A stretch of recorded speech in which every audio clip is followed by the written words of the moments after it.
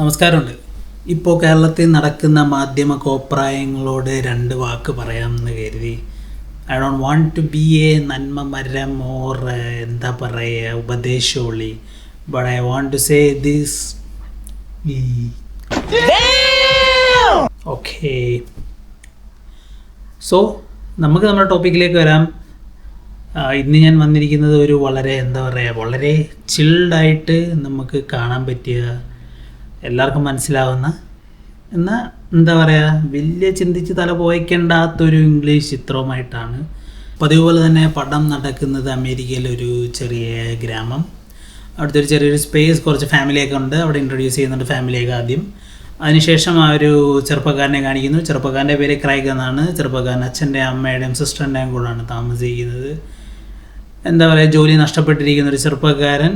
അവൻ വീട്ടിൽ നിന്നും നേരിടേണ്ടി വരുന്ന കാര്യങ്ങളൊക്കെ വളരെ കോമഡി ആയിട്ട് തന്നെ അതിനകത്ത് കാണിക്കുന്നുണ്ട്. അവൻ്റെ ഉറ്റ സുഹൃത്ത്, ആളുടെ പേര് സ്മോക്കി എന്നാണ്. പേര് പോലെ തന്നെ ഹീസ് ഓൾവേസ് ഹൈ ആണ്. ആൾക്കും ജോലിയും കൂലിയൊന്നുമില്ല. ആളൊരു പെഡ്ലറാണ്.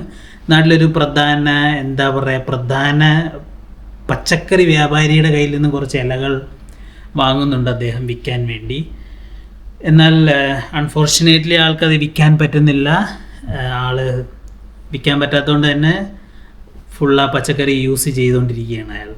സോ ഈ പച്ചക്കറിയുടെ പൈസ ചോദിച്ച് ഈ വ്യാപാരി വരുന്നതാണ്, മെയിൻ വ്യാപാരി. മെയിൻ വ്യാപാരിയുടെ പേര് ബിഗ് വാം എന്നാണ്. സോ പുള്ളി പറയുന്നുണ്ട് ഇന്ന് തന്നെ എനിക്ക് പൈസ വേണം എന്ന് പറയുന്നുണ്ട്.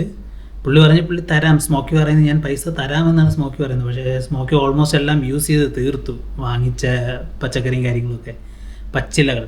ഓക്കെ, സോ അതാണ് അതിൻ്റെ ഒരു കഥയുടെ ഒരു ചെറിയ പ്ലോട്ട്. പിന്നെ അതുമായിട്ട് റിലേറ്റ് ചെയ്ത് നടക്കുന്ന സംഭവങ്ങളും അവരുടെ ആ ഒരു സ്പേസ്, ആ ഒരു ഏരിയയിൽ നടക്കുന്ന കാര്യങ്ങളും ഒക്കെയാണ് ഈ കഥ പറയുന്നത്. പച്ചില ഉപയോഗിച്ചിട്ടില്ലാത്ത അവൻ്റെ ക്രൈഗ് എന്ന് പറഞ്ഞ സുഹൃത്തിന് അത് കൊടുക്കുന്നതും, പിന്നെ അവർക്കുണ്ടാകുന്ന ചെറിയൊരു ഹാലൂസിനേഷനും അങ്ങനെയുള്ള കാര്യങ്ങളൊക്കെ ഉണ്ട്. ഇറ്റ്സ് അഭിനയം വളരെ അടിപൊളിയായിരുന്നു. ഐസ് ക്യൂബിൻ്റെ അഭിനയമൊക്കെ നൈസായിരുന്നു അതിൻ്റെ അത്. സ്മോക്കി അടിപൊളിയായിരുന്നു. അതാണ് കഥ. ഇത്രയേ ഉള്ളൂ കഥ. ഇത് നമ്മൾ ഞായറാഴ്ച ശനിയാഴ്ചയൊക്കെ ഇരുന്ന് വളരെ ചില്ലായിട്ടിരുന്ന് കാണണം. കുറേ അടിപൊളി ഡയലോഗുകളും കാര്യങ്ങളൊക്കെ ഉണ്ട് ഇതിൻ്റെ അകത്ത്. ഈ പടം കണ്ടു കഴിയുമ്പോൾ തന്നെ ഇതിൻ്റെ ഒരു 2-3 പാർട്ടുകളായിട്ട് വന്നിട്ടുണ്ട്. അതൊക്കെ നിങ്ങൾ കാണും. കാര്യം അത്രയ്ക്ക് എൻഗേജ്ഡാണ് ഈ സാധനം. നമുക്ക് വളരെ ചില്ലായിട്ട് കാണാൻ പറ്റുന്നൊരു പടമാണ്. പടത്തിൻ്റെ പേര് ഫ്രൈഡേ എന്നാണ്.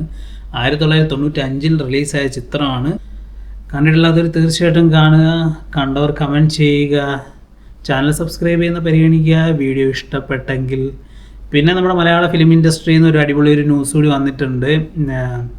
എനിക്ക് ഭയങ്കര ഇഷ്ടപ്പെട്ടൊരു ചിത്രമാണ് പുരുഷപ്രേതം. പുരുഷപ്രേതത്തിൻ്റെ ഡയറക്ടറിൻ്റെ പുതിയ പടം അനൗൺസ് ചെയ്തിട്ടുണ്ട്. മസ്തിഷ്ക മരണം എന്നാണ് പടത്തിൻ്റെ പേര്. രജിഷ വിജയനൊക്കെ ഉണ്ട്. പോസ്റ്ററൊക്കെ എടുത്ത് നോക്കിയാൽ അത് ഭയങ്കര ഇൻട്രസ്റ്റിംഗ് ആണ്, അടിപൊളി. ഈ വർഷം ഇനി നമ്മൾ കാത്തിരിക്കുന്നൊരു റിലീസാണത്. So take care.